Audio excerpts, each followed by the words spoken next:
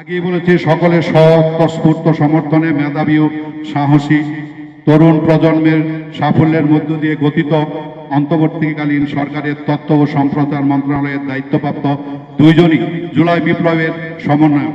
এ কারণে আমরা চলচ্চিত্র অঙ্গনের মানুষ স্বস্তি অনুভব করছি। বর্তমান সরকারের প্রধান উপদেষ্টা ডক্টর মোহাম্মদ ইউনূস শপথ নিয়ে বলেছেন, ফ্যাসিস্ট আওয়ামী লীগের ঠাঁই বাংলাদেশে নেই। উপদেষ্টাগণ বৈষম্য বিরোধী ছাত্র জনতা সহ সকল গণতন্ত্রকামী রাজনৈতিক দলগুলো এই বক্তব্যকে সমর্থন জানিয়েছেন।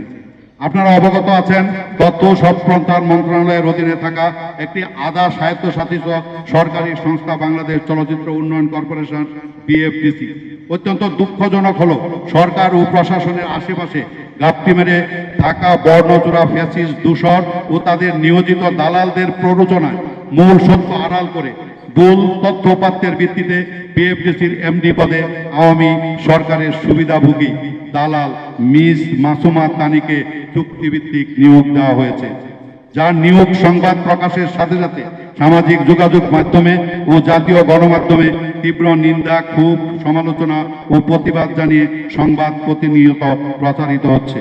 স্বভাবতই আমরা এর প্রতিবাদ জানিয়েছি। আপনারা দেখেছেন 27শে ফেব্রুয়ারি স্বতঃস্ফূর্তভাবে চলচ্চিত্র কর্মী সহ চলচ্চিত্রের সতীর্থরা বিএফডিসির মূল ফটকে সকাল 11টা থেকে প্রতিবাদী অবস্থান, দুপুর 12টা থেকে 1টা পর্যন্ত 1 ঘন্টা বিএফডিসি ব্লকের কর্মসূচি পালন করা হয়। বিক্ষোভ সমাবেশ থেকে বিএফডিসির এমডি নিয়োগ বাতিলের দাবিও জানানো। চলচ্চিত্র অঙ্গনে প্রায় সবই দৃশ্যমান, এখানে লোকচুরির কোনো সুযোগ নেই।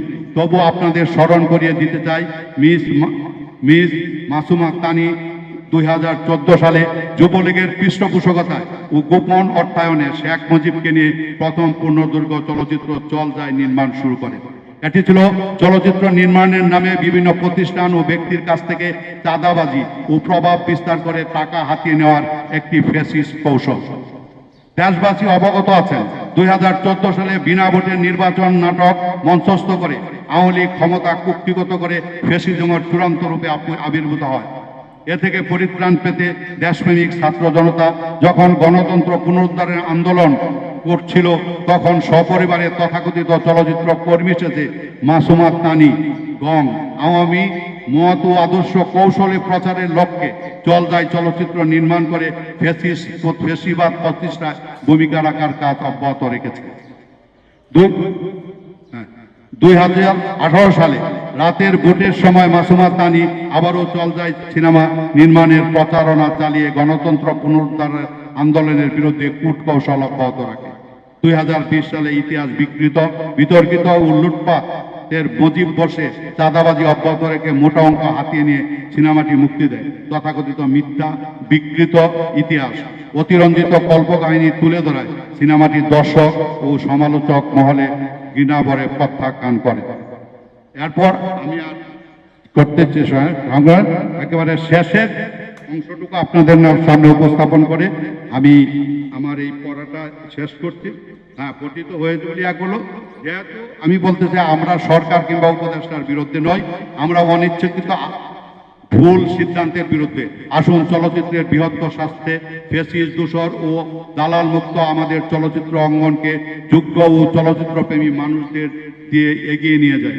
যেহেতু উপদেষ্টা বদল হয়েছে, পবিত্র রমজান মাস চলছে ও নতুন উপদেষ্টার দায়িত্ব বুঝে নিয়েছেন, তাই আমাদের দাবি মানার জন্য সরকারকে কিছুটা সময় দিয়েছি।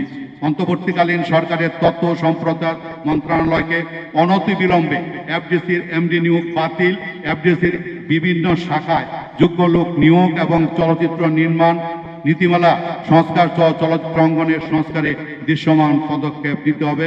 অন্যথায় আমরা বিএফডিসি ব্লকের কর্মসূচি, অসহায় আন্দোলন সহ বৃহত্তর কর্মসূচি দিতে বাধ্য হব।